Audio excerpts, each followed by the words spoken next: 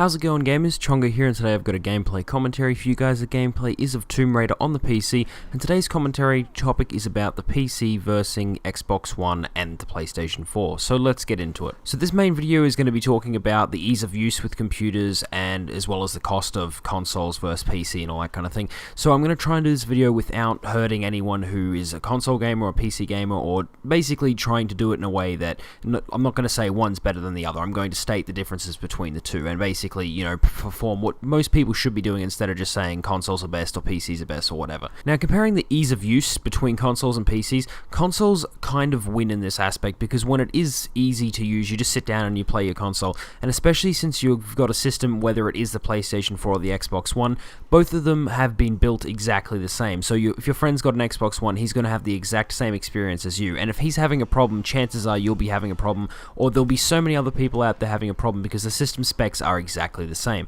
However, with a PC, as most of you know, you can upgrade it and change it, so if you get a problem, you can't just ask your friend who's got another PC. He will basically look at you and say, I've got no idea what you're talking about, because you've got a different motherboard or you've got a different whatever. So it kind of is a problem like that when you do go to PC gaming. It's not as easy as console gaming. You can't just sit down and every time something's going to work, there will be problems. Now, jumping into problems, there will be troubleshooting issues when you do go to play PC gaming, and I don't think there's anyone who does PC gaming or uses a PC regularly hasn't run into any problems at all. I mean, if you haven't, you're really lucky, and I'd be very surprised, and maybe you run into one and then you go and get someone else to help you with it. But when you have to solve your own problems with a PC and you can't just do a quick Google search and find the answer, and you've got to sit there for hours trying to find out what's wrong with this and try all these different things, it can get quite irritating. And I can see in those aspects how some people would much rather just have a console. Everything's already done for you. You don't have to worry about anything like that, and you can just sit down and play a game. So hopefully there's not too many PC gamers that are getting mad at me for making that point, because like I said before, if you haven't run into any issues, I assure you, you will.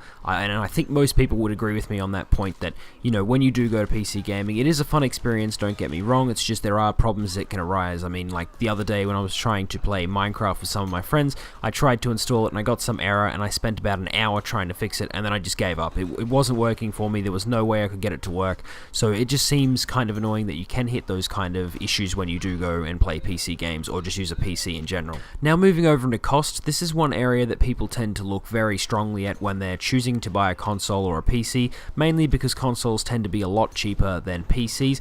However, I find that when it comes down to games, PCs always seem to be able to find a better deal, because with consoles I'm always having to pay about $80 to $100, but if I'm on PC I can be paying around about $50, even less for some games. So I find that really good to pay about half price for games on PC. Just doing a little bit of research, if you want to buy a gaming PC in Australia, you're probably going to have to put out about $800, and obviously the more you spend, the better your gaming PC will be. And currently the PlayStation 4 is $550 in Australia, and the Xbox One is $600, so there's not too much of a difference between those two prices. That's a lot smaller than what it was in America, where there was a $100 difference between the PlayStation 4 and the Xbox One. However, I don't think too many people are going to worry too much about that difference. I think they're just going to pick which console they want out of them both.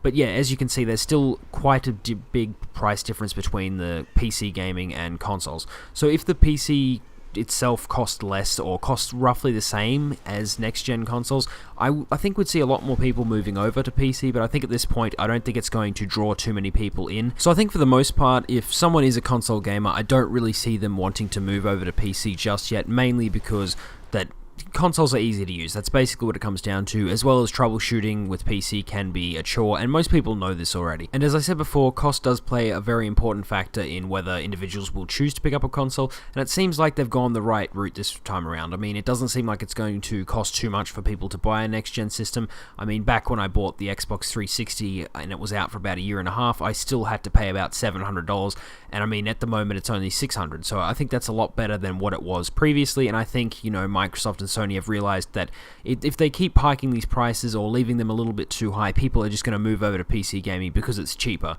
Even if, you know, it's not their best experience and they do have to deal with troubleshooting and it's not as easy to use as a console, if it's cheaper, people will rather go for that option. I'll have a second part of this series up tomorrow, and it will basically be discussing the games between PC and next-gen consoles, and whether people would actually want to choose those kind of things, like if it'll draw people into buying a certain console, or if it'll keep them away and they'll just rather stay on PC. But I thought I'd rather split that off into a different video, because it sounds like it will be quite a long topic. But anyway, this brings me into this video. I hope you enjoyed it. If you did, give it a like, and if you've got any comments about PC gaming or next-gen gaming, put it down below. And if you want to join the Gamerhood, just subscribe. Anyway, I'll see you guys next time.